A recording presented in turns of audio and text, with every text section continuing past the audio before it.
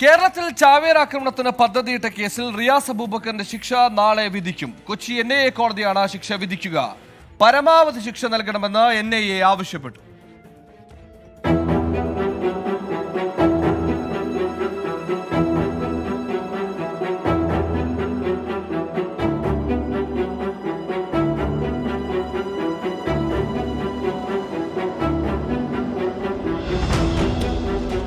കേരളത്തിൽ ചാവേർ ആക്രമണത്തിന് പദ്ധതിയിട്ട കേസിൽ പ്രതി റിയാസ് അബൂബക്കറിന്റെ ശിക്ഷാവിധിയിൽ വാദം പൂർത്തിയായി. കൊച്ചിയിലെ NIA കോടതി നാളെയാണ് വിധി പറയുന്നത്. റിയാസ് അബൂബക്കർ കുറ്റക്കാരനാണെന്ന് കോടതി കണ്ടെത്തിയിരുന്നു. പ്രതി ആസൂത്രണം ചെയ്തത് സമൂഹത്തെ നശിപ്പിക്കാനുള്ള പദ്ധതിയാണെന്നും പരമാവധി ശിക്ഷ ഉറപ്പാക്കണമെന്നും NIA കോടതിയെ അറിയിച്ചു.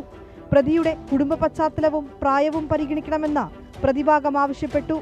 UAPA 38, 39, IPC 120B തുടങ്ങിയ വകുപ്പുകളാണ് ചുമത്തിയിരിക്കുന്നത്.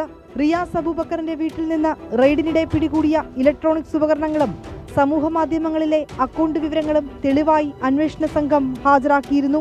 ചാവേർ ആക്രമണത്തിന് സ്ഫോടക വസ്തുക്കൾ ശേഖരിക്കുന്നതിനിടെ 2019 റിയാസ് അബൂബക്കർ NIA യുടെ പിടിയിലായത്. 24 കൊച്ചി.